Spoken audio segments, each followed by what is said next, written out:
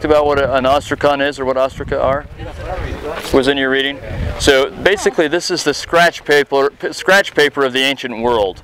It's broken pottery, and they had lots and lots of pottery, and it broke lots of times, and so they would use it as scratch paper. It gets the name really from ostracized. This is how they would draw out a name and choose who was going to be cast out of places and ostracized. So ostracon is a piece of pottery someone has broken on. In any case, or broken and then written on.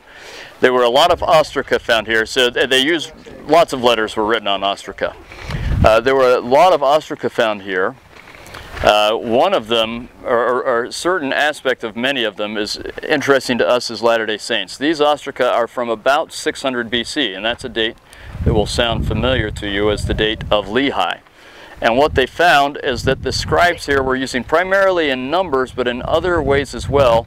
They were writing largely in Hebrew, but also writing in hieratic, which is an Egyptian script.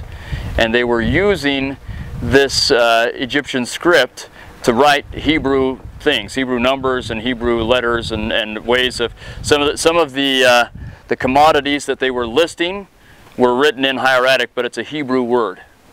And so actually there's a good Latter-day Saint scholar who's just finishing up his dissertation at University of Chicago, who's written his master's thesis on this. It's been very well accepted that there was a scribal school here, and most likely elsewhere in Judea, that was writing Hebrew but often using Egyptian script in their own way, different than the Egyptians were, and at 600 BC and just before this. And that's interesting to us as Latter-day Saints because, of course, Lehi was around 600 BC writing with Egyptian script, and very likely is writing Hebrew with Egyptian script. So a lot of evidence for that was found in these very gates that you're looking at, and in some other places in the site. So that's a fun thing.